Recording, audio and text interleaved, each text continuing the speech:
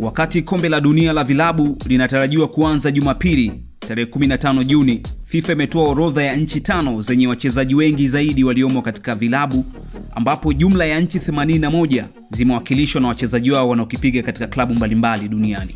Listi hiyo imeiweka Brazil katika nafasi ya kwanza ikiwa na jumla ya wachezaji 142. Namba 2 ni Argentina ikiwa na wachezaji 104. Inafuatiwa na namba 3 ambao ni Spain ikiwa na wachezaji 54. Namba 4 ni Portugal yani Ureno ikiwa na wachezaji 49, na ya 5 ni USA Marekani ikiwa na wachezaji 43. Kumbuka nchi ya Tanzania ina mchezaji mmoja tu ambaye ni Selemani Mwalimu. Huyu ndiye mchezaji pekee wa kwanza kutoka nchini Tanzania kucheza kombe la FIFA Club World Cup akiwa na klabu ya Wydad Casablanca.